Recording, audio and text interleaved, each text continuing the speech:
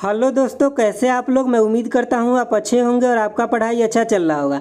चलिए आज की इस वीडियो में हम लोग बात करेंगे। अभी आपका एनटीपीसी सीबीटी 1 का आंसर की आ गया है। उसमें जितना भी ऑफिशियल प्रश्न पूछा गया उसी प्रश्न को हम लोग डिस्कस करेंगे। और आज के वीडियो में हम लोग मैथ का प्रश्न देखेंगे। ये सभी एग्जाम के लिए इंपॉर्टेंट है, चाहे वो आरआरबी ग्रुप डी हो, एनटीपीसी सीबीटी 2 हो, डीएफसीसीआईएल हो, मतलब रेलवे के अंदर जितना भी एग्जाम होता है वो सभी एग्जाम के लिए प्रश्न बहुत ज़्यादा इंपॉर्टेंट है। तो चलिए देखते हैं हम लोग पहला प्रश्न क्या है।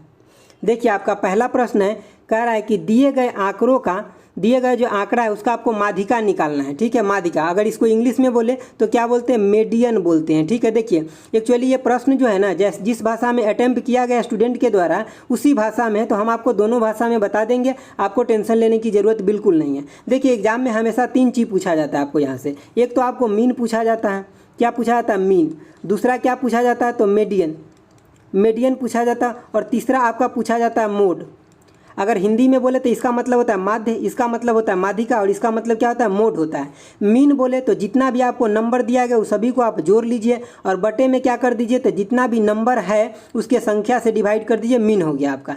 मीडियन की बात करें तो जितना भी नंबर गिवन है उसको आप असेंडिंग या डिसेंडिंग ऑर्डर में लगा लीजिए, उसके बाद जो संख्या बीच में आ जाएगा वही आपका मीडियन होगा। जैसे कि हम आपको एग्जाम्पल दें तो मान लीजिए 1, 2 और 3, ये 3 को संख्या दिया है, हम इसका मीडियन पूछे तो आप क्या बताइएगा, 2 हो जाएगा। लेकिन अगर हम इसमें एक और जोड़ दें, यानी कि 4 भी जोड़ दें, तो अब हम पूछेंगे कि इसका मीडियन क्या होगा, तो आप बोलिएगा सर बीच वाला होगा, मतलब 2 + में 3 होगा, तो मतलब 2 + में 3 को जोड़िए और 2 से भाग दे दीजिए, तो कितना हो जाएगा, 2.5 हो जाएगा। तो इसका मीडियन ये हो जाएगा। बहुलक का मतलब क्या होता है, जो मोड होता है उसका मतलब होता है जो सबसे अधिक बार आया है, जो रिपीट हुआ है, वही आपका बहुलक होता है। तो चलिए हम लोग देखते हैं इस प्रश्न का आंसर क्या हो जाएगा। तो इसमें जो प्रश्न पूछा गया है इसका आंसर देखिए। तो इसमें आपको क्या है, तो मतलब 10 गो नंबर गिवन है। वो 10 गो नंबर क्या है, तो देखिए इसमें आपका 8 है, सबसे छोटा 8 है और सबसे बड़ा क्या है, तो 30 है। जब इस नंबर को आप सजाइएगा जो इसमें गिवन है, तो आपको बीच में क्या आ जाएगा, तो आपको 16 आएगा और 18 आएगा। ये आएगा आपका 5वें और ये 6ठे नंबर पर आएगा। ये सजाने का काम आप कर लीजिएगा, हम सिर्फ आपको कंसेप्ट की बात करेंगे। तो देखिए जब ये दोनों बीच में आएगा, इसके मतलब 16 प्लस में आप क्या कीजिए, 18 को जोड़िए और 2 से भाग दीजिए, तो आपका कितना आ जाएगा यहाँ पे, तो आपका यहाँ पे 17 आ जाएगा। क्या आंसर आ जाएगा। तो पहला क्वेश्चन का क्या आ गया, 17 आंसर आ गया। इसको आपको सजा लेना है, लेकिन ठीक है मैं यहाँ इसलिए नहीं बताता हूँ क्योंकि ज़्यादा टाइम खराब हो जाएगा। जैसे 8 के बाद आपको 10 रखना है, यहाँ 25, 30 से पहले क्या होता था, 25 होता। इस तरह से आपको सजा लेना है। चलिए अगला क्वेश्चन देखते हैं। देखिए आपका अगला क्वेश्चन है 6 नंबर, कह रहा है उस संख्या का चयन कीजिए जो निम्नलिखित श्रेणी में प्रश्न चिन्ह के स्थान पर आएगा। सबसे पहले बात, इसका आप कंसेप्ट समझ लीजिए तो बना लीजिए, कंसेप्ट नहीं समझे तो आपसे ये क्वेश्चन नहीं बनेगा। पहली बात देखिए, अगला जो संख्या है ना, पीछे 2 संख्या का मल्टीप्लाई है। 2 3 का गुना कीजिए 6 आ गया, और 3 6 के गुना कीजिए तो आपको कितना, 18 आ गया। 18 और 6 के गुना कीजिएगा तो 108 आ जाएगा। 108 18 के गुना कीजिएगा तो ये आ जाएगा। अब अगला नंबर क्या होगा, तो अगला हो जाएगा आपका 1944 में 108 से गुना कर लीजिए तो आपको कितना आ जाएगा, तो ये आपका आ जाएगा 209952 आ जाएगा। ये गुना किसको करना है, तो ये आपको करना है, आपके सिवा और किसी को नहीं करना है। अगर आपको गुना नहीं करना है, यूनिट डिजिट से छांटना है, तो ऐसे छांट सकते हैं। देखिए जैसे कि आप 8 से पहले गुना कीजिएगा तो कितना हो जाएगा, 32, मतलब पहला यूनिट तो आपको जो डिजिट होगा कितना आएगा, 2 आएगा। 2 आपको कहाँ दिख रहा है, तो एक तो यहाँ दिख रहा है, एक यहाँ। आपको लग रहा है कि 1944 में 108 से गुना कीजिएगा तो 2000 आएगा, नहीं ना, तो ऑप्शन ये खत्म। तो कहाँ चला गया ऑप्शन 2 पे चला गया। मतलब सीधा हमारा मतलब क्वेश्चन क्या हो जाएगा, मतलब आंसर हो जाएगा ऑप्शन ए हो जाएगा। चलिए अगला क्वेश्चन देखते हैं। देखिए आपका ये रहा 7। देखिए आपका 7 नंबर क्वेश्चन क्या कह रहा है, कह रहा है आम के मूल्य में 10% की कमी होने पर एक व्यक्ति 2250 रुपये में पहले की तुलना में 10 आम अधिक खरीद सकता है। मूल्य में कमी के पश्चात प्रति दर्जन मूल्य ज्ञात करें। जब मूल्य में कमी हो गया तब आपसे पूछा जा रहा है कि 12 आम को खरीदने में कितना पैसा लगेगा। तो सबसे पहली बात, आपको जो यहाँ पे 10% दिया गया है, 10% का क्या मतलब होता है, 1/10 होता है। इसका मतलब हो गया आपका जिसका दाम पहले 10 रुपया था उसका दाम अब कितना हो गया, 9 रुपया हो गया। हम ये प्राइस की बात कर रहे हैं, ठीक है। और क्वान्टिटी की अगर बात करें तो इसके उल्टा हो जाता है, यानी कि 9:10 हो जाता है। जब भी आप अपना खर्च जो है ये कांस्टेंट रखते हैं तो प्राइस जो होता है क्वांटिटी के उल्टा हो जाता है, यानी कि इन्वर्सली प्रोपोर्शनल हो जाता है। क्योंकि देखिए आप समझिए थोड़ा सा, पहले आप 10 रुपये में कोई सामान खरीदते थे तो 9 खरीदते थे, तो आपको 9 रुपया खर्च लगता था। अब दाम गिर गया, 9 रुपया हो गया, तब आप 10 सामान खरीदिएगा तो अभी भी आपको 90 रुपया ही लगना है। समझ गए बातों को। चलिए अगला देखिए। अब यहाँ पे आप कितना ज़्यादा खरीद रहे हैं, तो देखिए आप यहाँ पे 1 ज़्यादा खरीद रहे हैं, लेकिन ये क्या बता रहा है, तो देखिए यहाँ पे बोल रहा है कि 10 ज़्यादा खरीद रहा है। कितना? 10। इसके मतलब आप यहाँ पे 10 से गुना कर दीजिए। जब आप 10 से गुना कर दीजिएगा तो ये रेशियो क्या आ जाएगा, 90 रेशियो में 100 आ गया कि नहीं। तो मतलब क्या हो गया, अब यहाँ पे देख रहे हैं क्या, जो क्वांटिटी ले रहे हैं मतलब आम ले रहे हैं, ये 10 आम ज़्यादा ले रहे हैं। तो ये कितना में ले रहे हैं, तो ये 100 आम जो ले रहे हैं ये ले रहे हैं आपका 2250 रुपये में। यहाँ पे देखिए 2250 रुपये में। तो आपको कितना आम का दाम पूछा गया, तो 12 आम का दाम पूछा गया। इसके मतलब एक आम का दाम कितना हो जाएगा, तो 2250 बटे में कितना, तो 100। और आपको कितना आम लेना है, तो 12 आम लेना है। तो कितना हो जाएगा, इससे एक कट जाएगा और एक यहाँ पे आ जाएगा। अब कितना आ गया आपका, तो 22.5 गुने में 12 आ गया। इसको सिंपल कैलकुलेशन करने के लिए आप 22.5 गुने में क्या कर लीजिए, तो 10 कर लीजिए, प्लस में क्या कर लीजिए, तो 22.5 और गुने में 2 कर लीजिए, आसान हो जाएगा। तो ये कितना हो गया आपका 225 हो गया, और प्लस में 45 मतलब 22.5 दूना कितना हो जाएगा, 45 हो जाएगा। तो ये कितना आ जाएगा आपका 270 आ जाएगा। तो अब उसको कितना रुपया लगेगा, तो 270 रुपया लगेगा। कितना आम खरीदने के लिए, तो 12 आम खरीदने के लिए। चलिए अगला क्वेश्चन देखते हैं। देखिए आपका अगला क्वेश्चन ये है, कह रहा है कि इसको आपको सोल्व करना है। तो आपको बोर्ड मास तो अच्छे से पता ही होगा, चलिए मैं डायरेक्ट बता देता हूँ। इसका कितना हो जाएगा, तो ये 25 हो जाएगा और ये भी आपका 25 हो गया। इसके मतलब यहाँ पे क्या हो जाएगा, 5 प्लस में कितना, तो 25 और गुने में कितना, 1/25 और गुने में कितना 5। तो इससे ये कट गया, तो कितना हो गया आपका 5 प्लस में 5 हो गया। मतलब आपका आंसर कितना आ गया, 5 प्लस में 5 हो जाएगा, तो आंसर आपका 10 आ जाएगा। तो आंसर कौन हो जाएगा, ऑप्शन 3 हो जाएगा। कुछ क्वेश्चन आपको हार्ड भी होगा, कुछ हल्का भी होगा, तो मतलब आपको सब क्वेश्चन को बनाने आना चाहिए। देखिए आपका 14 नंबर क्वेश्चन क्या कर रहा है, कह रहा है 16.5 0.45 एंड 15 का आपका क्या पूछ रहा है, महत्तम समावर्तक पूछ रहा है, यानी कि HCF आपसे पूछा जा रहा है। तो आप कैसे निकालिएगा, सबसे पहले बात, जब भी आपको फ्रैक्शन में, तो आप इस फ्रैक्शन को ख़त्म कर लीजिए। जैसे कि इसको आप क्या लिख सकते हैं, तो इसको लिख लीजिए आप 165/10 लिख सकते हैं, बिल्कुल लिख सकते हैं। इसको क्या लिख सकते हैं, तो 45/100 लिख सकते हैं, लिख सकते हैं। इसको क्या लिख सकते हैं, तो ये आपका 15 हो गया। ठीक है, तो देखिए अब नीचे में सबको आप बराबर कर लीजिए। यहाँ अगर 100 कीजिएगा तो यहाँ वो 0 लगा लीजिए। अगर इसके भी बटा में आपको 100 करना है तो यहाँ क्या कर लीजिए, 2 0 कर लीजिए, हो गया। तो जब भी आपको फ्रैक्शन में वैल्यू दिया रहे और HCF पूछे, तो इसका मतलब क्या हो जाएगा, ऊपर वाला वैल्यू का आपको HCF लेना है और नीचे वाला का क्या लेना है, तो LCM लेना है। तो ऊपर वाला का HCF लेना है। HCF का क्या मतलब होता है, जो सभी में कॉमन हो। तो इसके मतलब या तो 45 सभी में कॉमन होगा, क्योंकि सबसे छोटा तो यही है, तो इसमें 45 कॉमन है, तो या तो 45 सभी में कॉमन होगा, या तो इसी का क्या फैक्टर कॉमन होगा। तो क्या इसमें तो 45 आपको मिल गया, लेकिन इसमें 45 मिला क्या, नहीं, इसमें मिला नहीं, तो ये नहीं होगा। लेकिन अगर आप 15 लेते हैं तो क्या, देखिए 15 देखिए इसमें भी कॉमन है, इसमें भी है और इसमें भी है, मतलब तीनों में। तो HCF कितना हो जाएगा, 15 हो जाएगा। LCM कितना हो जाएगा, तो इसका 100 हो जाएगा। तो ये वैल्यू कितना आ जाएगा, 0.15 आ जाएगा। तो आपका आंसर कितना हो जाएगा, तो ये हो जाएगा। तो ये सिंपल तरीका है। नीचे में अगर आप बराबर कर लेते हैं तो इसका आपको LCM लेना नहीं पड़ेगा और आपको सिंपल कैलकुलेशन हो जाएगा। चलिए अगला क्वेश्चन देखते हैं। देखिए आपका 15 नंबर क्वेश्चन है कि दिए गए आंकड़ों के अवरोही क्रम में व्यवस्थित किया गया है। अवरोही क्रम में इसको पहले ही व्यवस्थित कर दिया गया है। आंकड़ों की माध्यिका 63 है, यानी कि मीडियन जो है आपका 63 है। तो x का मान क्या होगा आपसे पूछा जा रहा है। तो देखिए पहली बात, इसमें कितना नंबर ये गिन लेना है, आपको काउंट कर लेना है। 1 2 3 4 5 6 7 8 9 10, टोटल कितना है, तो 10 गो नंबर है। ठीक है, अब देखिए 10 गो नंबर, इसके मतलब आपको 4 गो इधर से छोड़ देना है और 4 गो इधर से छोड़ देना है। इसके मतलब ये जो दोनों बीच का है, यही नंबर को जोड़ करके 2 से भाग दे देंगे तो हमारा क्या माध्यिका आ जाएगा, जो दिया हुआ है। तो आप जोड़ लीजिए, x प्लस में 2 बटे में 2 कर लीजिए, इक्वल टू में कितना हो जाएगा, 63 हो जाएगा। यहाँ पे देखिए 2 गो x है और 1 गो 2 है, तो मतलब इसे भाग दीजिएगा तो कितना हो जाएगा, x प्लस में 1 हो जाएगा, बराबर कितना, तो ये हो जाएगा आपका 63। तो x इक्वल टू कितना आ गया, तो 62 आ गया। यही तो आपसे पूछा जा रहा था कि x का वैल्यू क्या होगा। समझ गए बातों को। चलिए देखते हैं अगला क्वेश्चन क्या है। देखिए आपका अगला क्वेश्चन है, कह रहा है उस विकल्प का चयन करें जिसमें दी गई संख्याओं के बीच वही संबंध है जो दिए गए समूह की संख्या के बीच है। तो देखिए इसके बीच में क्या रिलेशन है, तो देखिए इसके बीच में रिलेशन है कि इसमें इसका स्क्वायर किए तो 81 आ गया, जब इसका स्क्वायर कीजिएगा तो ये आएगा। तो इसके मतलब ऑप्शन 3 हो जाएगा। 2 का स्क्वायर कितना, 4 हो जाएगा, 4 का स्क्वायर कितना हो जाएगा, 16 हो जाएगा। चलिए अगला क्वेश्चन देखते हैं। देखिए आपका अगला क्वेश्चन है, ये कह रहा है निम्नलिखित में से कौन सा परिमेय संख्या, परिमेय संख्या का मतलब क्या होता है कि P बटा में Q के रूप में जिसको लिखा जाएगा वही क्या होगा, परिमेय संख्या। तो देखिए आप इसका मतलब जिसका भी होल स्क्वायर कीजिएगा तो सब रूट के अंदर आ ही जाएगा वैल्यू, लेकिन इसको अगर कीजिएगा तो ये रूट से बाहर निकल जाएगा। कैसे कीजिए, देखिए रूट अंडर 2 का होल स्क्वायर कीजिएगा तो कितना 2 हो जाएगा, प्लस में इसका कीजिएगा तो 1 बटा में 8 हो जाएगा, और प्लस में कितना 2ab कीजिएगा तो 2, और रूट के अंदर कितना हो जाएगा यहाँ 2, और गुने में कितना हो जाएगा 1/√8 हो जाएगा। जब इस दोनों को आप सोल्यूशन कीजिएगा तो ये तो आपका 2 हो जाएगा, ये हो जाएगा आपका 1/8 हो जाएगा, और ये कितना हो जाएगा 2, और रूट के अंदर क्या आ जाएगा गुने में तो 2 बटा में 8 आ जाएगा। अभी कट जाएगा तो 1/4 आ जाएगा ना रूट के अंदर, 1 बटा में 4 आ गया रूट के अंदर। इसके मतलब यहाँ से 2 निकल जाएगा, इससे भी कट जाएगा, तो इसके मतलब 3 प्लस में 1 बटा में 8 हो जाएगा, मतलब 8 3 24, 1 25 बटा में 8 हो गया। तो इसी को हम P बटा Q के रूप में लिख सकते हैं, मतलब आपका आंसर ये हो जाएगा। चलिए अगला क्वेश्चन देखते हैं। देखिए ये क्वेश्चन बहुत अच्छा कंसेप्चुअल क्वेश्चन है, अगर सही से अप्लाई नहीं कीजिएगा माइंड को तो ये क्वेश्चन आपसे गलत होने का पूरा संभावना हो जाएगा। और देखिए जो भी लोग ये बनाए भी वो गलत ही किए। देखिए आप यहाँ पे 3 डायरेक्ट लगा लिए, क्योंकि बहुत सारे क्वेश्चन का ऐसा 3 होता है आंसर, तो वो भी लगा लिए बिना बनाए हुए। देखिए इस क्वेश्चन को हम लोग बनाते हैं, कैसे बनाएंगे।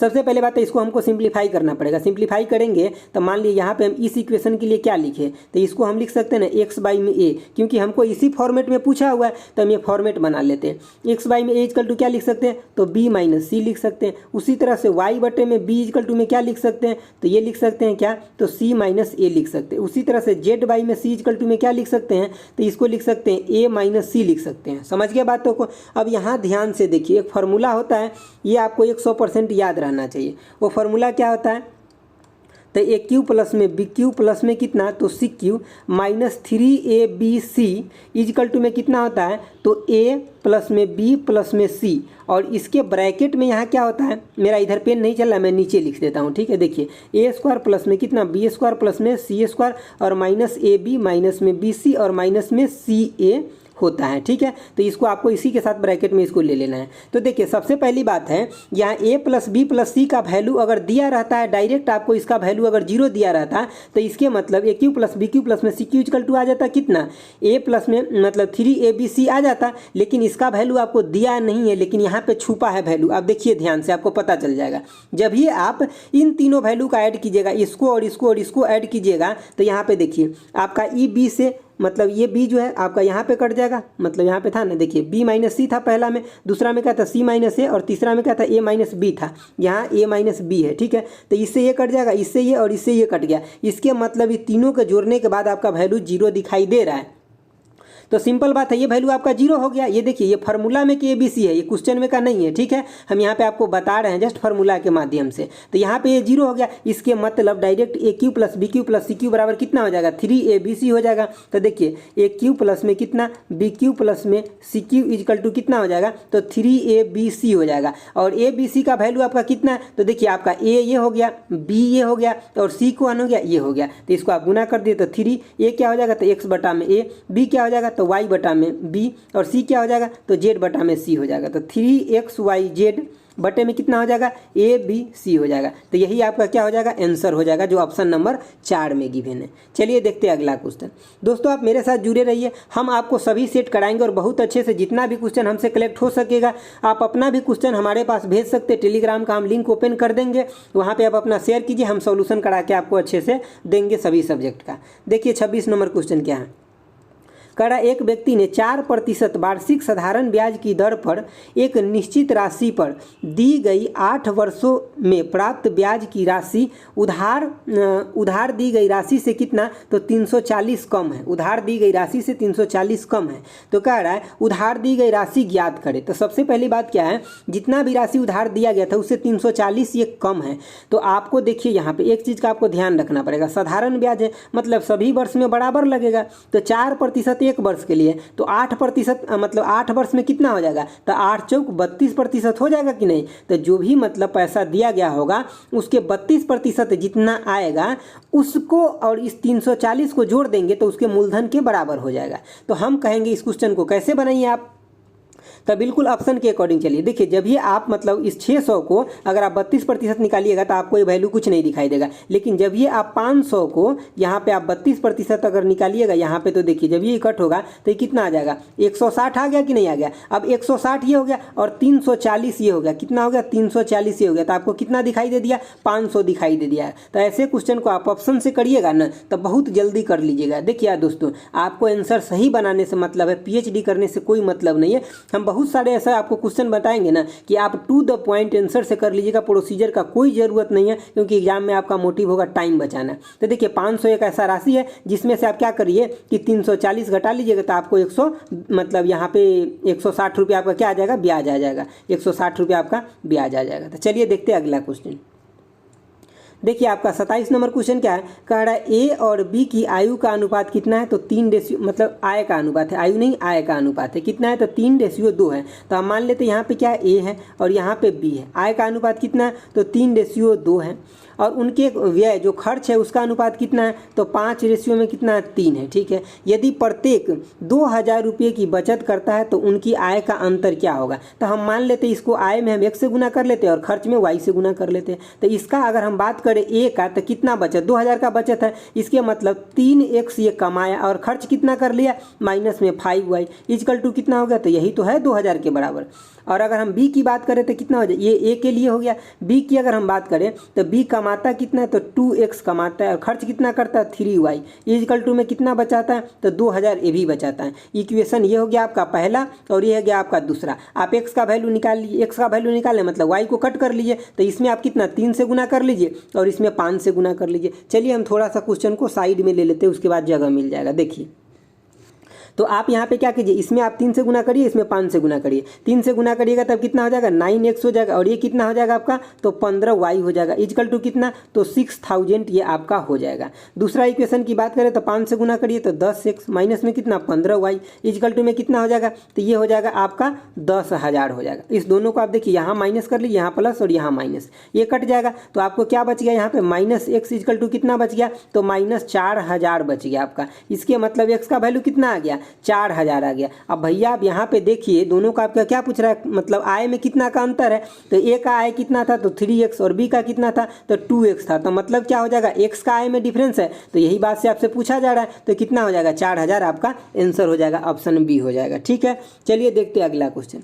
देखिए आपका जो अगला क्वेश्चन है मैथ का वो 30 नंबर है, कह रहा है एक बेलन के खंभे का वक्र पृष्ठ का क्षेत्रफल आपको कितना दिया है तो 66 मतलब मीटर स्क्वायर दिया है। दूसरी बात इसका आयतन आपको दिया है कितना तो 231 मीटर क्यूब दिया हुआ है। तो आपको इसका त्रिज्या पूछ रहा है, वेरी सिंपल क्वेश्चन है। तो देखिए कैसे निकालिएगा, तो हम सबसे ऊपर में क्या लिख लेते हैं आयतन, बेलन कोई मतलब मान लिए कि बेलन कोई ऐसा होता है। ठीक है, इसके आयतन की बात करें तो क्या होता है फार्मूला तो यानी कि पाई r स्क्वायर इंटू में h होता है। ठीक है, और इसकी अगर हम बात करें क्या तो वक्र पृष्ठ का क्षेत्रफल तो क्या होता है तो 2 पाई r इंटू में h होता है। और ये कितना दिया है ऊपर वाला तो 300 मतलब 231 दिया है ना, एक सेकंड रुक जाइए, 231 दिया है, कितना दिया 200 आपका 31 दिया और ये कितना दिया तो 66 दिया। अब इसको देखिए आपको आर निकालना है, ये पाई से पाई कट गया, एच से एच कट गया, क्योंकि दोनों के लिए सेम है, एक ही बेलन की बात कर रहा है ना, और ये आर से आर कट गया, इसके मतलब आर बटा में 2 इक्वल टू कितना हो गया तो ये आपका 231 बटा में 66, इसको अगर कट कीजिएगा तो कितना 33 हो जाएगा, और ये 33 से अगर इसको कट कर दीजिएगा तो आपको 7 यहाँ निकल के आ जाएगा,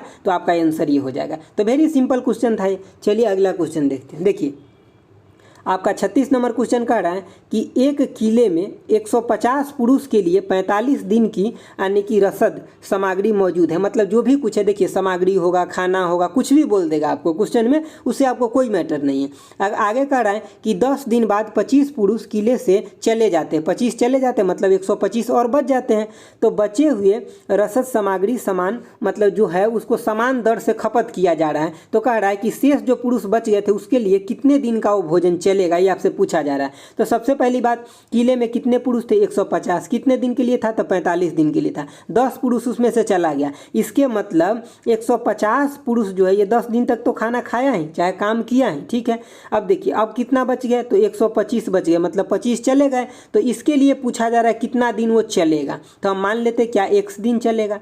तो आगे आपका क्या है टोटल कितना था तो 150 गुने में कितना था तो 45 था। ठीक है, तो देखिए यहाँ पे तो यही चीज़ें आपका हो गया। तो यहाँ पे आपको क्या करना है, सिंपल आपको x निकाल लेना है, क्योंकि देखिए टोटल आपका अगर मैं बात करूँ तो इतना था। अब ये 150 लोग तो 10 दिन के लिए फैसिलिटी दिए, बाकी 25 लोग चले गए तो x लोगों के लिए फिर मतलब x डे चलेगा 125 लोगों के लिए। तो यहाँ से x कैसे निकालिएगा, तो x इक्वल टू क्या हो जाएगा, तो 150 गुने में कितना, तो यहाँ पे 45 माइनस में कितना, तो 150 गुने में कितना 10 बटे में कितना हो जाएगा 100 आपका 25 हो जाएगा। तो यहाँ से x कैसे निकालिएगा, तो देखिए 150 गुने में कितना हो जाएगा, तो ये हो जाएगा आपका 35 बटे में 125 हो जाएगा। जब इसको आप कट कीजिएगा तो ये हो जाएगा आपका 25 से 6 और ये 25 से 5 हो जाएगा। इसको भी कट कीजिए तो ये 7 हो जाएगा। तो कितना हो गया, 7 छक आपका 42 हो जाएगा। 7 छक कितना हो जाएगा 42 डे जो है ये सामग्री और चलेगा। तो आपका आंसर हो जाएगा ऑप्शन 2 हो जाएगा। दोस्तों बगल में थोड़ा कंस्ट्रक्शन का काम चल रहा है तो थोड़ा सा अगर आपको आवाज़ आए तो मैनेज कर लीजिएगा, है ना। चलिए देखते हैं अगला क्वेश्चन। देखिए आपका अगला क्वेश्चन है 50 नंबर क्वेश्चन कर रहा है कि एक कार 300 किलोमीटर की दूरी एक समान चाल से तय करती है। यदि कार की चाल 5 किलोमीटर की वृद्धि कर दी जाती है तो वह दूरी तय करने में 2 घंटा कम समय लेता है। तो कार की वास्तविक चाल क्या है। ये बहुत सिंपल क्वेश्चन है और हार्ड क्वेश्चन है, दोनों है, आपके बनाने के ऊपर डिपेंड करता है। मैं बोलूँगा जब भी ऐसा क्वेश्चन आता है आप हमसे ऑप्शन के बेसिस पे सीखिए, लेंदी प्रोसेस नहीं सीखिए, एग्जाम में टाइम खराब हो जाएगा आपका। और देखिए जिसका भी ये है ये सही बनाए एक्चुअली भाई साहब। तो सबसे पहली बात देखिए आपका यहाँ 300 किलोमीटर जाना था, कितने के हिसाब से बढ़ाया, तो 5 के हिसाब से स्पीड को बढ़ाया। और यहाँ ऑप्शन में क्या है आपका, एगो 30 है, 25 है और यहाँ पे 24 है और 20 है। सबसे पहले बात हम पहला ऑप्शन उठाते हैं। देखिए अगर पहला ऑप्शन उठाएंगे, जब हम इसको किस हिसाब से चलेंगे, 30 के हिसाब से चलेंगे तो 300 किलोमीटर अगर हमको जाना है तो कितना टाइम लग जाएगा, तो आप बोलिएगा सर 10 घंटा लग गया, ठीक है।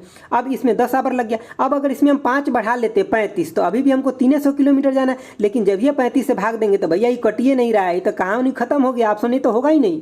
अब चलिए 2 का उठाते हैं। जब 2 का उठाएंगे ऑप्शन तो हमको कितना जाना है, तो 300 किलोमीटर जाना है। 300 किलोमीटर अब हम इसमें 25 से डिवाइड करेंगे तो इसके मतलब कितना आ गया, तो 12 आवर लगेगा। बात सही है। हम इसमें 5 और बढ़ा लेते हैं तो अब कितना हो जाएगा, 30 हो जाएगा। अब देखिए हमें अभी भी 300 किलोमीटर जाना है और हम अब 30 से डिवाइड दे देते हैं तो कितना हो जाएगा, तो 10 आवर आ गया। तो बिल्कुल सही भैया, यही आंसर होगा 25 किलोमीटर, क्योंकि पहले हमको 12 आवर लग रहा था, अब हम 5 बढ़ा दिए तो हमको 10 आवर लग रहा है। कितना देर लगेगा बनाने में, 10 से 15 सेकेंड। अगर इसको प्रोसीजर फॉलो करके हम बनाएंगे तो कितना देर लगेगा, 1 मिनट लगेगा, जितना देर में हम 3 क्वेश्चन भाग जाएंगे। तो हमें यही चीज़ें सीखना है, जहाँ जैसा जरूरत है, मतलब दंड भेद साम सभी कुछ लगा देना है, तभी एग्जाम में ना।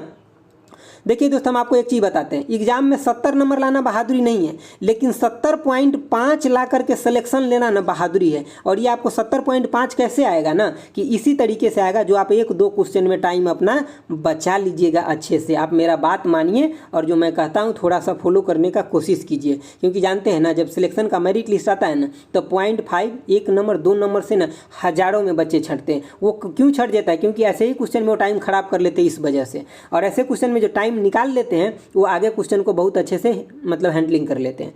चलिए अगला क्वेश्चन देखते हैं। देखिए आपका क्वेश्चन 51 नंबर कह रहा है कि ए जितना कार्य 2 दिन में पूरा कर सकता है, बी उतना ही कार्य 3 दिन में करता है। देखिए हम यहाँ ले लेते ए हो गया, ये आपका बी हो गया और ये क्या हो गया, सी हो गया। इसमें 3 दिया है तो हम तीनों ले लिए। तो ए कह रहा है जितना काम 2 दिन में करता है, ये अभी हमको डे का रेशियो ले रहे हैं, उतना ही काम बी कितने दिन में, 3 दिन में करता है। आगे पढ़िए।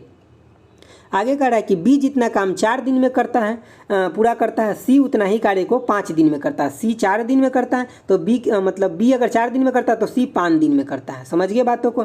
आगे आपको पढ़िए क्या करे, ए अकेले कार्य को 22 दिन में पूरा कर सकता है, तो ए प्लस बी प्लस सी मिल करके कार्य को कितने दिन में पूरा कर सकता है। तो सबसे पहले बात हम इस रेशियो को कंप्लीट कर लेते हैं ताकि हमें सबका टाइम मिल जाएगा। तो देखिए यहाँ पे आप 3 कर लीजिए और यहाँ पे इसके बगल वाला ही कर लेते हैं, 4 हो जाता है। ठीक है, ऐसे ही होता है, जो बगल में खाली है उसको पीछे वाला सेम उसको फिल कर देते हैं तो हमारा रेशियो बन जाता है। तो ये कितना, देखिए सी को जितना 15 दिन लगेगा काम को करने में, तो बी को कितना लगेगा 12 दिन और ए को कितना लगेगा 8 दिन। मतलब अगर काम सेम है तो ए को 8 दिन लगता है, तो बी को कितना लगता है 12 दिन और सी को 15 दिन लगता है। ये आपको याद रखना है, मतलब इस तरीका प्रोसेस को याद रखना है। चलिए हम लोग आगे प्रोसेस करते हैं। देखिए आगे आपका प्रोसेस हो जाएगा। आपको अब सिंपल जैसा आप पहले सॉल्यूशन करते वैसे ही चलेगा। अब देखिए ए कितना दिन में, 8 दिन में काम को पूरा करता है, बी कितना दिन में करता है, 12 दिन में, सी कितना दिन में करता है, 15 दिन में। तो अगर हम बात करें कि टोटल कवर के कितना हो जाएगा, तो 120 डे हो जाएगा। अब ये रेशियो के फॉर्म में वर्क है, तो ए का आप क्षमता कितना हो जाएगा, कितना दिन में ये कर लेगा, मतलब ए का जो क्षमता होगा 8 दिन में कर लेता है और टोटल काम 120 है, मतलब इसका कैपेसिटी हो जाएगा 15। एक मतलब एक दिन में कितना, 15 यूनिट काम कर लेगा। अगर मैं बी को बोलूँ तो कितना, तो 10 दिन में, और सी को मैं बोलूँ तो कितना, 8 दिन में। मतलब इसका क्षमता कितना है, 8 है। 15 दिन में काम को करता है, मतलब इसका क्षमता 8 है। क्योंकि आपको पता क्या कि वर्क इजकल टू में इफिशियंसी इंटू में टाइम होता है। इफिशियंसी बोले तो क्षमता और टाइम बोले तो समय, वर्क बोले तो कार्य होता है। देखिए अब यहाँ पे आपको क्वेश्चन में एक बात बोला गया है, क्योंकि सभी अभी रेशियो के फॉर्म में, तो क्वेश्चन में एक बात क्या बोला है ना कि ए कितने दिन में कर ले रहा है काम को, तो 22 दिन में कर ले रहा है। इसके मतलब इसका क्षमता था 15 और कर कितने दिन में ले रहा है, तो 22 दिन में। इसके मतलब टोटल काम अब जो हो गया कितना हो गया, तो 15 गुने में कितना, तो 22 हो गया। ठीक है, अब इसको करवाना कितने लोग से, तो करवाना है ए बी और सी, तीनों से करवाना है। मतलब हम तीनों के क्षमता से क्या करेंगे, भाग देंगे। तो कितना है तीनों का क्षमता, तो मतलब यहाँ 15 10 25 और 8 कितना हो जाएगा, 33। इस 33 से भाग दीजिए। 11 से कट कीजिएगा तो कितना होगा, 2, और ये कितना होगा, 3 होगा। इससे कट कीजिएगा तो कितना होगा, 5 होगा। मतलब क्या, 10 दिन में तीनों मिलकर के काम को कर लेगा। तो सबसे पहले बात इसमें समझने वाला बात क्या था, आपको ये रेशियो निकालने आ जाना चाहिए। रेशियो निकाल लिए, उसके बाद यहाँ पे आप तीनों का इफिशियंसी निकाल लिए, क्षमता, और जिसका भी काम आपको दिया गया है, जिसका भी मतलब डे दिया गया कि इतना दिन में कर लेता है, उसके डे से उसके क्षमता में गुना कर दीजिए। तो अब आपका ओरिजिनल टोटल वर्क निकल गया। जब टोटल वर्क निकल गया तो जितने लोगों से करवाना है उससे आप भाग दे दीजिए, तो आपका क्या हो जाएगा, टोटल के टोटल मतलब डे निकल जाएगा। चलिए अगला देखते हैं। देखिए आपका अगला क्वेश्चन है 52 नंबर, कह रहा है एक आदमी ने 30,000 की राशि का एक भाग 10% वार्षिक और शेष का 8% वार्षिक साधारण ब्याज की दर पर उधार दिया। 3 वर्ष बाद उसके ब्याज के रूप में कितना, तो 8280 रुपये प्राप्त हुई। 10% वार्षिक दर पर आधार मतलब 10% के आधार पर दी गई जो राशि है उसको आपको ज्ञात करने के लिए बोला जा रहा है। समझ गए बातों को। देखिए सबसे पहली बात 30,000 रुपया दिया और मतलब कुछ तो पार्ट दिया 10% के हिसाब से, कुछ पार्ट दिया 8% के हिसाब से। उसका जो टोटल ब्याज आया 8280 आया। तो आपसे पूछ रहा है कि 10% पर कितना रुपया दिया गया था। तो हम यहाँ मान के क्या चलते हैं ना, अगर दोनों राशि मान लिया जाए कि पूरा के पूरा राशि अगर 8% पर दिया गया होता, तो देखिए 8% पे दिया गया होता और 3 वर्ष के लिए, तो कितना राशि आ जाता, तो 24% आ जाता। किसका, तो 30,000 का। तो यहाँ पे देखिए 30,000 आपका ये हो गया और इसको हम 24% निकाल लेते, 24 बटा में 100 कर लेते, इसको कट कर लेते। 24 का कितना हो गया, 72 हो गया और यहाँ कितना आ जाएगा, 2 जीरो आ जाएगा। तो देखिए अगर सभी के सभी पैसा 30,000 8% के हिसाब से दिया गया रहता 3 वर्षों के लिए, तो ब्याज कितना आता, 7200। लेकिन ब्याज अभी कितना आ रहा है, तो ब्याज आ रहा है मतलब 8280। इसके मतलब जो 1080 रुपया एक्स्ट्रा जो ब्याज आ रहा है किस वजह से आ रहा है, क्योंकि कुछ राशि 10% पे भी दिया गया था। तो इसके मतलब 2% अभी जो हम 3 वर्षों के लिए छोड़े हैं, तो इसके मतलब 6% जो राशि है, मतलब 6% जो ब्याज है 10% वाले राशि का, वही है कितना, तो 180 मतलब 280 के बराबर है। तो आपको यहाँ पे हम मान लेते हैं कि जो राशि 10% पे दिया गया था वो अगर x होता तो x का 6% यानी कि 6 बटा में 100 इजकल टू कितना आता, तो 100 मतलब 280 आ जाता। ठीक है, यानी कि 1080 आ जाता। इसको जब आप कट कीजिएगा, ठीक है, इससे इसमें गुना कर लीजिए और इसको जब कट कीजिएगा तो आपका 18,000 सीधे के सीधे आ जाएगा राशि। तो आप बात समझे ना अच्छे से, एक्स वाई मान के नहीं कीजिए, जो मैं प्रोसीजर बताता हूँ आप प्लीज़ सुनिए। यही चीज़ आपको एग्जाम में काम मतलब जैसे कि जान बचाएगा अच्छा से अच्छा नंबर लाने में। चलिए अगला क्वेश्चन देखते हैं। देखिए आपका अगला क्वेश्चन, अगर एक बार में क्लियर नहीं होता तो दोबारा सुनिए जो मैं बोलता हूँ। देखिए 56 नंबर आपका क्वेश्चन है कि एक तार से बने 7 सेंटीमीटर की त्रिज्या वाले एक वृत्त को एक वर्ग के रूप में परिवर्तित किया जाता है। वर्ग के विकर्ण की लंबाई ज्ञात करना है। देखिए सबसे पहले बात, एक वृत्त है जिसका आपको क्या बोला है कि त्रिज्या, इसका आर जो है कितना है, 7 है। इसको बाद में क्या बना रहा था, एक वर्ग बनाया जा रहा था। सबसे पहली बात, इसका जो परिधि है पेरीमीटर, वो इसके परिधि पेरीमीटर के बराबर होगा, 100% बात है। तो चलिए देखिए इसका परिधि क्या होता है, तो 2 और पाई का मान कितना होता है, 22/7 गुने में आर कितना है, 7 है। तो मतलब इसका परिधि कितना आ गया, तो 44 आ गया। अब देखिए इसका परिधि 44 आ गया, मतलब ये वर्ग है तो सभी साइड बराबर होगा, तो मतलब ये भी आपका इस साइड भी 11 हो जाएगा, इधर भी 11, इधर भी 11 और इधर भी 11 होगा। आपको क्या निकालना है, इसका विकर्ण, तो विकर्ण क्या होता है, √2 गुने भुजा होता है, तो मतलब कितना भुजा 11 और √2 कर दीजिए, तो यही आपका निकल गया आंसर। कितना हो गया, तो आंसर 3 हो जाएगा। चलिए अगला क्वेश्चन देखते हैं। देखिए आपका 57 नंबर क्वेश्चन है, कह रहा है 1 रुपये में 32 की दर से रबर बैंड बेचने पर किसी व्यक्ति को 40% की हानि होती है। 20% लाभ कमाने के लिए उसे 1 रुपये में कितने रबर बैंड बेचने चाहिए। देखिए क्वेश्चन एक्चुअली बहुत हल्का है और बहुत भारी भी है। अगर आपको नहीं कंसेप्ट पता है तो आपसे नहीं बनेगा। देखिए जिसके भी सेट में आया था वो छोड़ दिए, नहीं बनाए, लेकिन मैं बताता हूँ आपको, सुनिए। देखिए सबसे पहले बात, अगर मैं 40% की बात करूँ तो कितना 2/5 लिख सकते, कोई दिक्कत नहीं। इसके मतलब अगर यहाँ पे अगर 40% का हानि हो रहा है, इसके मतलब 5 का सामान कितने में बेच रहे हैं भाई साहब, 3 में बेच रहे हैं। ये हम प्राइस की बात कर रहे हैं। अगर मैं क्वांटिटी की बात कर लूँ, देखिए अभी ये प्राइस की बात हो रहा है, देखिए 5 का सामान कितने में बेच रहा है, 3 में, तो ये हो रहा है इसको घाटा हो रहा है। लेकिन बाद में इसका इरादा बदल गया, बोला कि अब हम 20% का क्या लाभ, मतलब लाभ कमाना चाहते हैं, यानी कि प्रॉफिट कमाना चाहते हैं। तब देखिए 20% का मतलब प्रॉफिट का मतलब क्या हो गया, 20% का प्रॉफिट, इसके मतलब 1/5 हो गया। तो मतलब अब ये क्या करेंगे कि 5 का सामान है उसको 6 में बेचेंगे। बातों को समझिए। देखिए पहले क्या था कि 5 के सामान ये 3 में बेचते थे, तब इनको 40% का लॉस होता था। अब ये क्या करे, 5 के सामान 6 में बेच रहे हैं। तो देखिए पहले भी 5 में खरीदते थे, अभी भी 5 में खरीद रहे हैं, लेकिन पहले बेचते थे 3 में, अब कितने में बेचना है, तो 6 में। तो मतलब जितना सामान पहले 3 रुपया में बेचते थे, उतना ही सामान अब 6 रुपया में उनको बेचना है। तो मतलब पहले 1 रुपया में कितना सामान बेचते थे भाई साहब, तब 32 बेचते थे। अब ये 32 सामान को कितने में इनको बेचना पड़ेगा, प्रॉफिट कमाने के लिए 20%, तो 2 रुपया, पहले 1 रुपया में बेचते थे, तो अब 2 रुपया में इनको बेचना पड़ेगा 32 सामान को। ठीक है, 32 सामान बोले तो यहाँ रबर बैंड लिखा है, वो कुछ भी लिख के क्वेश्चन में पूछ सकता है। तो 2 रुपया में अगर 32 बेचेंगे, इसके मतलब 1 रुपया में कितने बेचेंगे, तो 16 रबर बैंड बेचेंगे। तो ऑप्शन क्या हो जाएगा, ऑप्शन 2 हो जाएगा। समझ गए भाई साहब क्वेश्चन को, अच्छे से समझिए इन सब क्वेश्चन को। चलिए अगला देखते हैं।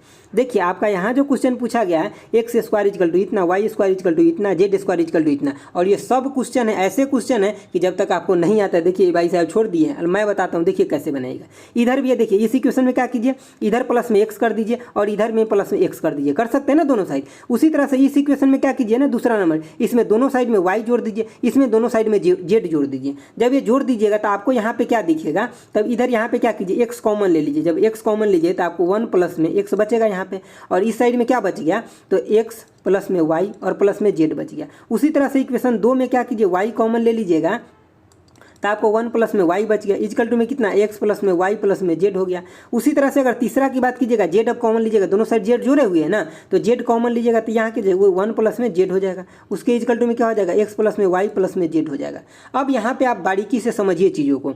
आपको 1/x पहले लेना है। जब इसको 1/x लीजिएगा, इसके मतलब इसको आप क्या लिख सकते हैं, तो इसको आप 1/x प्लस में 1 लिखना है। इसके मतलब आपको इसको क्या करना, इसको इधर लेकर के आइए और इसको इधर लाइए, तो यहाँ पे x बटे में क्या हो जाएगा आपका, x प्लस में y प्लस में z हो जाएगा। अब बातों को ध्यान से समझिए, ये हो गया आपका इक्वेशन पहला हो गया।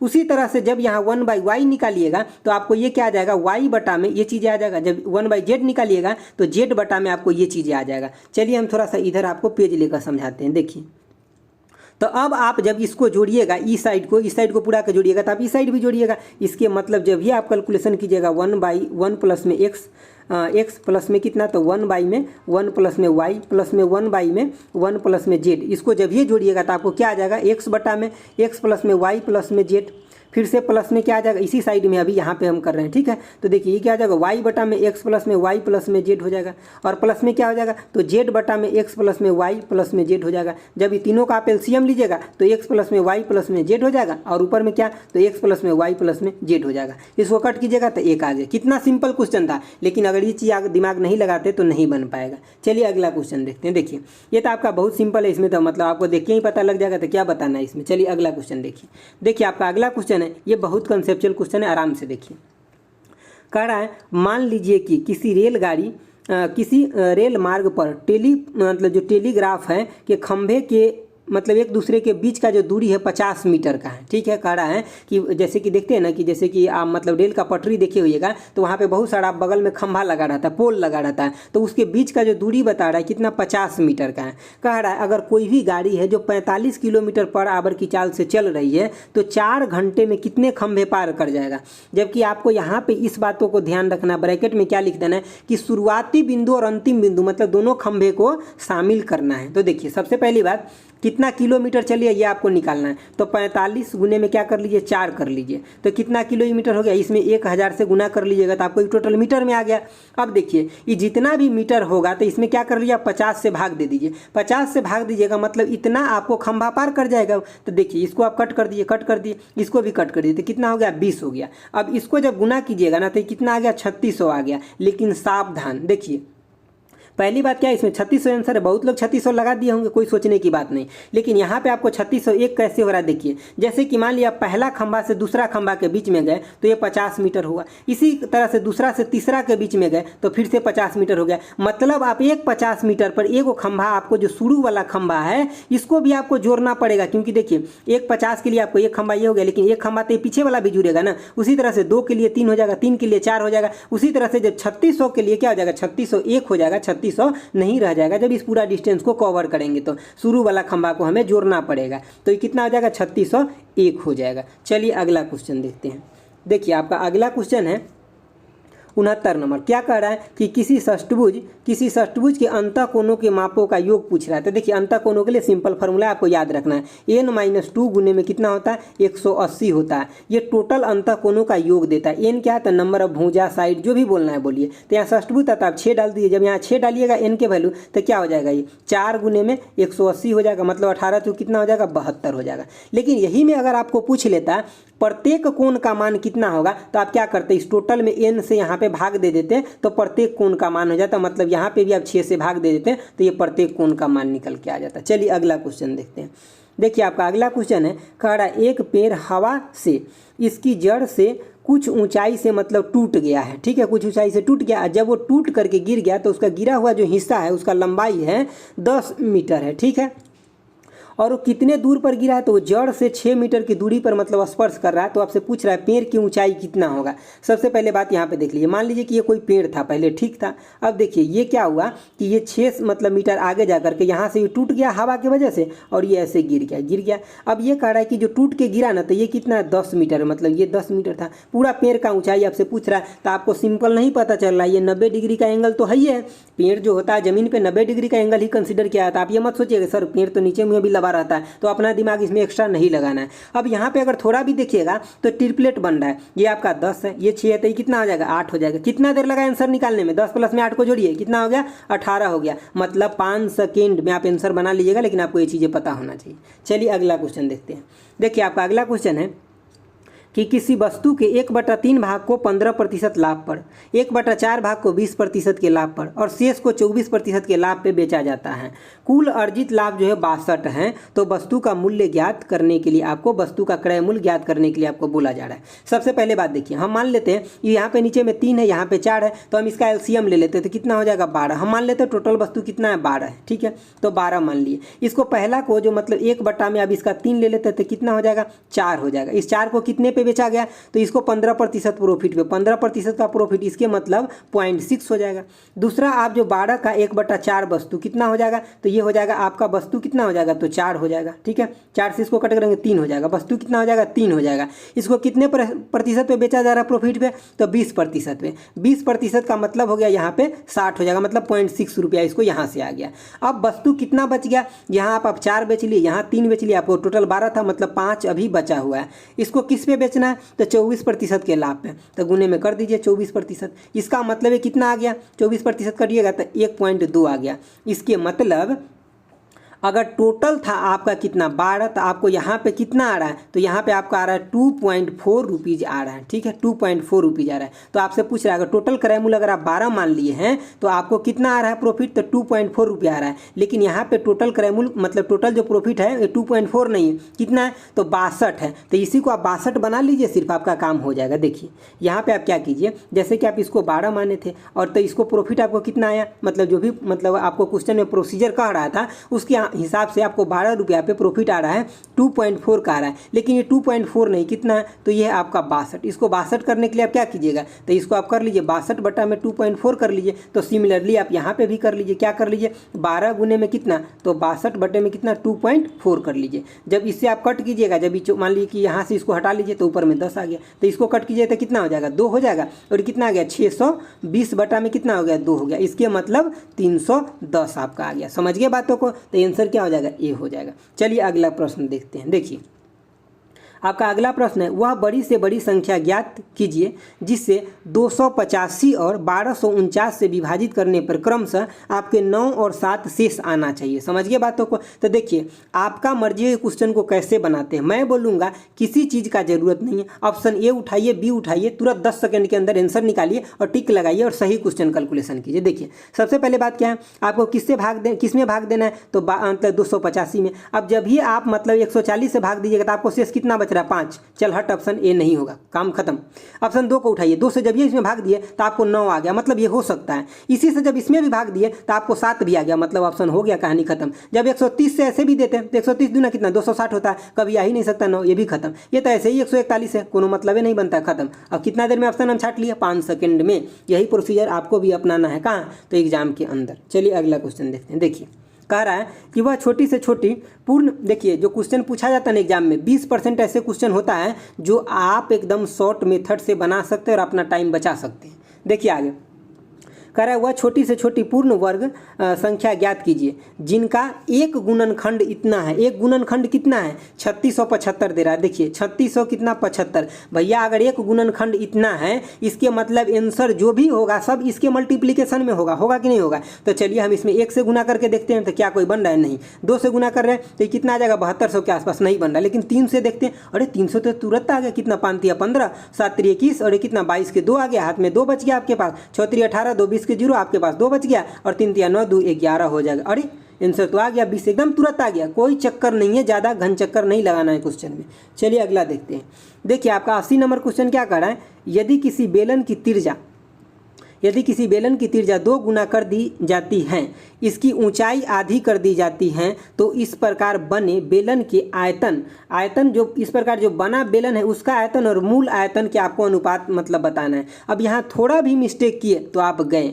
देखिए पहले बात क्या है, यहाँ पे 2:1 भी दिया, 1:2 भी। पहले लोग क्या करते हैं ना, जल्दी से जल्दी एकदम जो पहले वाला ओरिजिनल वाला का रेशियो में और बटे में क्या कर लेते हैं, जो नया बने उसका। लेकिन यहाँ पूछ रहा है जो नया बना उसका रेशियो और बटे में किसका, जो ओरिजिनल है, मूल है। इस बात पे आप ध्यान दीजिए, समझ गए बातों को। तो देखिए यहाँ पे जो पहले था, मान लीजिए रेडियस r था, तो बाद में क्या कर दिया, 2r कर दिया। पहले था इसका हाइट h था, तो बाद में क्या कर दिया, h/2 कर दिया। तो इसका मतलब जो भी आयतन होगा और बटे में आपको इसका आयतन करना है। तो बेलन का आयतन क्या होता है, तो बेलन का आयतन होता है πr² h होता है। तो देखिए ये तो होता है आपका ओरिजिनल का। तो इसमें देखिए अब इसको अगर लिखिएगा तो यहाँ क्या लिखिएगा, पाई, और r के जगह क्या लिखिएगा, 2r का होल स्क्वायर, इंटू में कितना लिखिएगा, तो h/2। ओरिजिनल में कितना है, तो πr², और इंटू में क्या हो जाएगा, h। पाई से पाई गया, ar² से r² गया, और h से h गया, तो कितना बचे, यहाँ पे आपका 4 हो जाएगा, स्क्वायर होगा था, और ये बटे में 2 भी हो जाएगा, तो कट के कितना आएगा, तो 2 आएगा। इसके मतलब 2:1 हो जाएगा। अब जब ये अगर इसको ऊपर लिख लेते और इसको नीचे, तो ऑप्शन 4 प्रेजेंट था, जो आपको लेकर के जाता कहाँ, माइनस में लेकर के जाता। तो आपको केयर करना है क्वेश्चन के ऊपर। चलिए अगला क्वेश्चन देखते हैं। देखिए आपका अगला क्वेश्चन एकदम झोल है क्वेश्चन, ये झोल। देखिए आपको आगे क्या कर रहा है कि किसी मकान की ऊंचाई h है और इसकी क्षैतिज भूमि से 45 डिग्री की कोण पर मकान से टिकी हुई सीढ़ी है, मकान से टुकी हुई 5.2 मीटर लंबी एक सीढ़ी लगाया गया है। ठीक है, तो आपसे पूछ रहा है मकान की ऊंचाई पूछ रहा है। सिंपल बात को समझिए। देखिए क्या कह रहा है कि मान लीजिए कि ये मकान की हाइट है और ये हो गया आपका क्या, तो ये आपका सीढ़ी है जो 5.2 मीटर का है। ठीक है, अब यहाँ पे देखिए ये कह रहा है, ये आपसे पूछा जा रहा है हाइट, और ये भी ये बता दिया है, क्या बताया कि ये 45 डिग्री। जब यही 45 बताया, इसके मतलब ये भी h और ये भी h हो गया। बात को समझिए। अब देखिए जब भी आप यहाँ पे tan लगा लीजिए 15 डिग्री, कोई भी लगा लीजिए, कोई दिक्कत नहीं। मान लीजिए sin थीटा लगा लीजिए, sin 45 डिग्री, साइन मतलब थीटा इक्वल टू क्या होता है, p/h होता है ना, ये 90 डिग्री का एंगल है यहाँ पे। तो देखिए ये हो गया आपका p, मतलब ये हो गया, और h कितना है, में 5.2 है। 5.2 है। और जब इसको आप निकालिएगा sin 45 का वैल्यू आपको पता है 1/√2 होता है। जब इसको आप निकालिएगा तो क्या हो जाएगा, h का वैल्यू आपको यहाँ पे आ जाएगा कितना, तो 5.2/√2। आप स्टूडेंट सोचेगा सर यहाँ पे तो कोई ऑप्शन ही नहीं दिखाई दे रहा, हम क्या करें, जो ऑप्शन है बड़ी गड़बड़ है। तो आपको ध्यान रखना है, क्या ये 14 हो सकता है, नहीं होगा भैया। क्यों होगा 14, क्योंकि देखिए यहाँ 5.2 है और √2 का वैल्यू कितना होता है 1.2 होता है, 5.2 और यहाँ पे कितना हो जाएगा 1.44 हो जाता है। मतलब इसको अगर कट कीजिएगा ना तो 3.67 ऐसे आसपास कुछ आपका आंसर आ जाएगा। तो ये होगा क्या, नहीं, ये होगा क्या, नहीं, ये भी नहीं होगा। मतलब इसी में कहीं ना कहीं झोल है। इसको डिवाइड कीजिए तो कितना हो जाएगा, तो 13 को डिवाइड कीजिएगा तो लगभग 2.56 आ जाएगा और √2 से गुना करना मतलब 1.44 से गुना कीजिएगा तो यही आपका क्या आ जाएगा 3.67 आ जाएगा। तो आपका आंसर यही हो जाएगा। चलिए अगला क्वेश्चन देखिए। देखिए आपका अगला क्वेश्चन है, कह रहा है 86 नंबर क्वेश्चन। देखिए ये क्वेश्चन जिसके सेट में भी आया था, चारों क्वेश्चन वो नहीं बनाए हैं, लेकिन क्वेश्चन एकदम सिंपल है। पहले बात हम लोग समझ लेते हैं क्वेश्चन को। देखिए कह रहा है निम्नलिखित तालिका में 10,000 उम्मीदवार वाली एक प्रवेश परीक्षा में विभिन्न प्राप्तांक अंतरों का अंतर्गत आने वाले जो उम्मीदवार की संख्या वो दिया गया। ये आपका विषय दिया गया सामान्य ज्ञान, तार्किक यानी कि रीजनिंग, अंग्रेजी मतलब इंग्लिश और कंप्यूटर मतलब कंप्यूटर। पहली बात है परीक्षा कितने मार्क्स का है, तो देखिए ये 200 जो लास्ट है ना यही 200 मार्क्स का ये एग्जाम है। अब देखिए 0 से 40 नंबर लाने वाले बच्चा है, यहाँ पे क्या है 0 से 40 नंबर लाने वाले, 40 से 41 से 80, 81 से 220, 120 और 121 से लेकर के और 160 और 161 से लेकर के 200 तक लाने वाले।